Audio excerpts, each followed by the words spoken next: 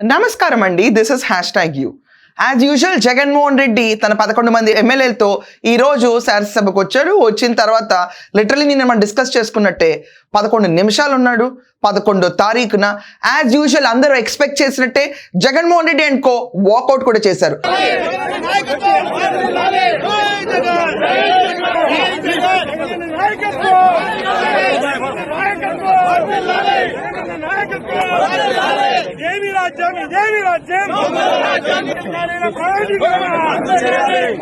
Governor గారి ప్రసంగం start అయిన వెంటనే జగన్మోహన్ రెడ్డి అండ్ కో ఎక్కడా కూడా గవర్నర్ గారికి మర్యాద ఇవ్వకుండా, ఒక పెద్ద మనిషి is not politically so incline, state politics లో గవర్నర్ ఒక హైయెస్ట్ పొజిషన్ రిప్రజెంట్ చేస్తారు, ఆయన ప్రసంగాన్ని కూడా కనీసం మర్యాద ఇచ్చి వినాలి అన్న ఇంగిత జ్ఞానం కూడా లేకుండా ఆ పార్టీ వాళ్ళు స్లోగన్స్ అరుచుకుంటూ, ఇదంతా కాకుండా ప్రజాస్వామ్యం వర్ధిల్లాలంట, ఇది ప్రజాస్వామ్య బాస్, ఈ అరిచే వాళ్ళందరూ శాంతి భద్రతల గురించి మాట్లాడుతున్నారు. వీళ్ళందరూ ఈరోజు ఫ్లోర్ ఆఫ్ ద హౌస్ లో ప్రతి ఒక్క ఎమ్మెల్యే వీళ్ళని వింతగా చూడటం మొదలు పెట్టారు. అండ్ కొంతమంది ఎక్స్ప్రెషన్లు అయితే ఇది తెలిసిందే కదా, వచ్చారంటే వాకౌట్కే. ఎందుకంటే వీళ్ళని ఖచ్చితంగా కూర్చోపెట్టి అసెంబ్లీలో Jaganmohan Reddy first class student కనుక కూర్చుంటే ఎండేయటం కడిగేయటం నిమిషం పని. ఈ రోజు బొట్టు బొట్టుకో కల్తీ అని లడ్డూ గురించి మాట్లాడుతున్నారు. At the same time Parakamani చోరీ గురించి బయటకు వస్తుంది, లిక్కర్ కుంభకోణాల గురించి ప్రశ్నలు బయటకు వస్తాయి. రాజ్ కేశ్ రెడ్డికి మొన్న కోర్టులో జడ్జి విధించిన గట్టి క్లాస్ విన్న తర్వాత కూడా ఈ లిక్కర్ కుంభకోణం గురించి 100 కోట్లు తన బ్యాంక్ అకౌంట్కి వెళ్ళింది ముడుపుల యుద్ధంలో అని తెలిసిన తర్వాత కూడా ఎవరైనా నోరు మూసి కూర్చుంటారా? ఈ అన్ని విషయాలు బయటకు వస్తాయని చెప్పిన ఆరాటంలో కంగారులో వీళ్ళు వాకౌట్ చేసేస్తారు.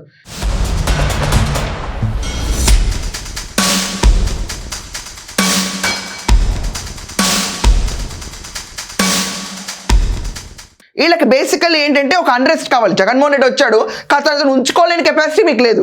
ఏం ఉంచుకోలేని కెపాసిటీ లేదు, నీ రెస్పాన్సిబిలిటీ లేదా? 11 మంది గురించి మాట్లాడడానికి, అక్కడ 11 కాన్స్టిట్యుయెన్సీస్ రిప్రజెంట్ చేస్తున్నప్పుడు వాళ్ళ గురించి మాట్లాడే నిజంగా రైట్ లేదా? అసలు నీకు రెస్పాన్సిబిలిటీ లేదా? నేను కాపాడాలా, నిన్ను మెప్పించాలా, నీకు ప్రత్యేక హోదా ఇవ్వాలా? ఇంకేం కాదు, ఏనా చిన్న పిల్లడివా ఈ పార్టీ నడుపుతున్న వాళ్ళందరూ? I'm directly asking. చాక్లెట్ ఇస్తే స్కూల్కి వెళ్తాను, నువ్వు జేమ్స్ కొంటే క్లాస్కి వెళ్తానని చెప్పినట్టు నాకు ప్రతిపక్ష హోదా ఇస్తే తప్ప నేను రాలంటానికి. ప్రజలు మనకేమిచ్చారో అది కళ్ళకు అద్దుకుని ఇలా స్వీకరించడం పోయి కల్తీ లడ్డు గురించి మాట్లాడడానికి దమ్ము లేకుండా పారిపోతున్నారు వీళ్ళందరూ. ఇదంతా అహంభావం అనిపిస్తుంది చూసే వాళ్ళందరికీ. ఈరోజు అసెంబ్లీలో జరిగిన విజువల్స్ చూపిస్తాను. దానికంటే ముందు ఇక్కడ చూడండి, ఇక్కడ వీళ్ళు ఏం పెట్టారంటే ప్రధాన ప్రతిపక్షంగా గుర్తింపు ఇవ్వరు, కుప్పకూలిన శాంతి భద్రతలపై నిలదీయనివ్వరు వైఎస్.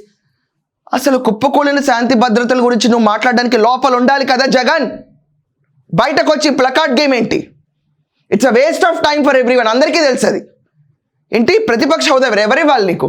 ఎవరివ్వాలి? ప్రజలు ఇవ్వాలి. ప్రజల దగ్గరికి వెళ్ళి నువ్వు అడగలేని ప్రశ్న నువ్వు ఈరోజు కూర్చొని రూలింగ్ పార్టీని అడుగుతున్నావా? అర్థం ఉందా అన్న? చంద్రబాబు నాయుడు గారు తీసుకొచ్చి నీకు ప్రతిపక్ష హోదా ఇవ్వాలా, స్పీకర్ ఇవ్వాలా? ఎలా ఇస్తారా నీకు? ఎలా ఇస్తారు? జోక్ చేస్తున్నావు. ఇలాంటి ప్లకార్డులకు వాల్యూ ఉంటుందా? నువ్వు వెళ్ళిపోయిన తర్వాత నేలపైన పడి ఉంటే అందరూ తొక్కుంటే వెళ్ళిపోతారు వీటిని.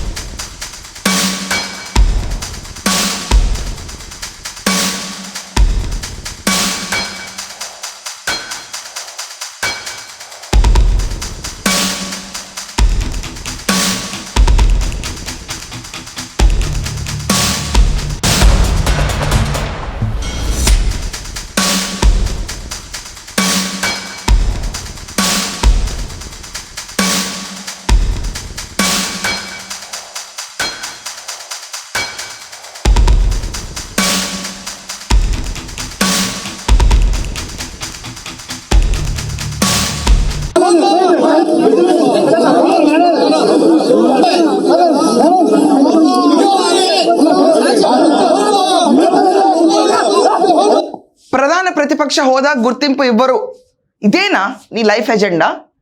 అయితే సీఎం లేకపోతే ప్రతిపక్ష హోదా ఇంతేనా? ప్రజల కోసం పనిచేయడం రాదా? చంద్రబాబు నాయుడు గారిని చూసుకో జగన్. అపోజిషన్లో ఎవరైనా ఆయన ఓడిపోయినా కూడా ఆయనే సీఎం లాగా ఉంటుంది స్టేట్కి. పొద్దునేసి టెన్షన్గా రెడీ అయ్యి ప్రజల సమస్యల కోసం వెళ్ళిపోతూ ఉంటాడు ఆయన.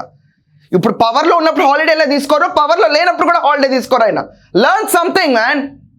ఒక పొలిటీషియన్గా ఉండాలనుకుంటే తండ్రి లైఫ్ నేర్చుకో, తప్పలేదు. ఏంటిది ప్రతిపక్ష హోదా? ఎవరిని అడుగుతున్నావు?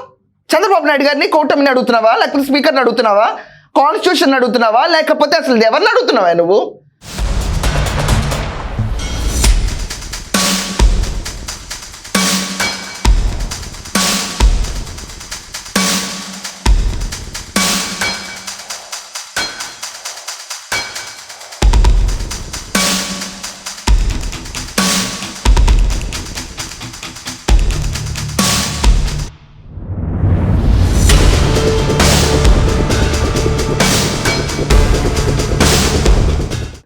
ప్రజలు నువ్వు వద్దని ఓట్లు వేయలా, అసలు నీకు ఓట్లు ఎందుకు వెళ్ళదని డిస్కస్ చేసిన పాయింట్స్ వస్తాయని చెప్పి భయంతో ఈ ర్యాలీలు చూడండి. చివరికి ఇంత చిల్లర రాజకీయాలు అయిపోయినాయి.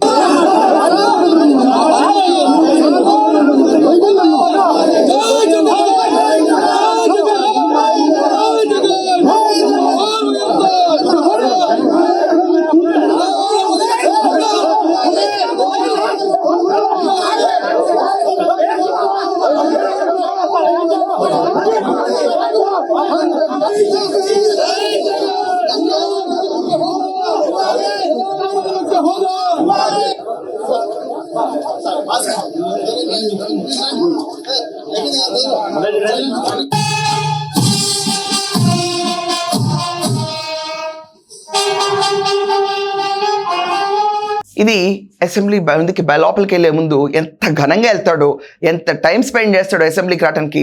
చేసిన దాంట్లో పవ్వంతా రావంతా కూడా లోపల ఉండడు. ఒక్క ప్రజల ప్రశ్న గురించి ఎవ్వడు అసలు నువ్వు అసెంబ్లీకి వెళ్ళి క్వశ్చన్ చేయకపోతే నువ్వు బయట పెట్టే ఒక press meet one sided recorded live అంటారు, కానీ అది రికార్డెడ్ పెట్టుకుని దానికి నీకు ప్రభుత్వం సమాధానం చెప్పాలా? అసలు నీ స్టేటస్ ఏంటి? ఫ్రాంక్లీ స్పీకింగ్, ఒక పొలిటీషియన్గా స్టేటస్ ఏంటి? 11 స్థానాలు గెలిపించిన ఒక పార్టీకి హెడ్వి. ఒకవేళ నీ పార్టీలో సగం మంది కనుక వేరే పార్టీలో కలిసిపోతా ఉంటే మర్జర్ అయిపోద్ది ఆ పార్టీ.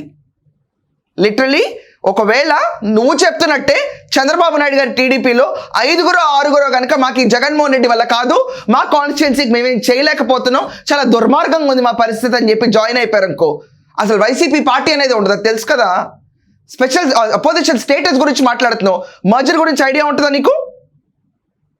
నువ్వు ఇచ్చిన దమ్కి నేను చంద్రబాబు నాయుడు గారికి 4-5 లాగేస్తే నీకు అపోజిషన్ స్టేటస్ కూడా ఉండదని చెప్పి ఏమి విర్రవీగా జగన్ నువ్వు అసెంబ్లీలో లాస్ట్ టైం కళ్ళతో చూస్తున్నావు. కూర్చో అని చెప్పి రెచ్చిపోయి బూతులు తిట్టించి ఫ్లోర్ ఆఫ్ ద హౌస్లో కంటెంట్ ఒక్కటి మాట్లాడకుండా ఎప్పుడు రెచ్చిపోయి చేసిన పాలిటిక్స్ వల్ల ఈరోజు ఈ దుస్థితి వచ్చింది నీకు. ఈ దుస్థితి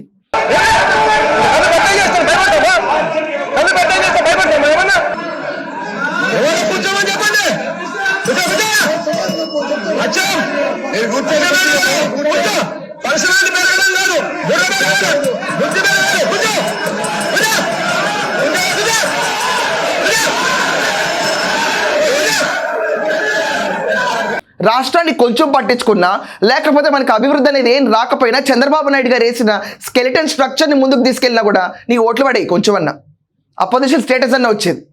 ఈరోజు రోడ్డు మీదకి వచ్చిన ప్రధాన ప్రతిపక్ష గుర్తింపు ఇవ్వాలంటే ఎందుకు ఇస్తారా నీకు? ఎందుకు ఇస్తారు? ఇచ్చిన 11 స్థానాలను ఎలా ఉపయోగించుకోవాలి నీకు తెలియదు. 151 తెలియదు, 11 తెలియదు. నీకు మధ్యలో 5 లేపేసినా తెలియదు, 5 ఉంచినా తెలియదు. ఫ్లోర్ ఆఫ్ ద హౌస్లో ఎలా బిహేవ్ చేయాలో తెలియదు, chief minister or me party ఎలా కండక్ట్ చేసుకోవాలో తెలియదు, అపోజిషన్ స్టేటస్ లేకపోతే దాని గురించి ఇలా అడగకూడదని కూడా తెలియదు. నువ్వు వచ్చేస్తావు, రాజకీయ చరిత్ర రాసేస్తావు, రాష్ట్రం భవిష్యత్తు మార్చేస్తావు. ఇదండి ఈరోజు జగన్మోహన్ రెడ్డి చేసిన, వాళ్ళ పార్టీ చేసిన వీర విహంగం. అట్లీస్ట్ గవర్నర్ గారు స్పీచ్ అయ్యేదాకన్నా కొంచెం పేషెంట్గా ఉండి వెళ్ళిపోతే బాగుండేది. అదేం లేకుండా స్పీచ్ మొదలు పెట్టగానే అందరూ ఎక్స్పెక్ట్ చేసినట్టే, దీనికి ఒక ఆస్ట్రో యాప్ కూడా అక్కర్లా, ఏం ప్రెడిక్షన్ ఉంటుందని. వెళ్ళిపోతాడు, వెళ్ళిపోయారు, ఇంతే.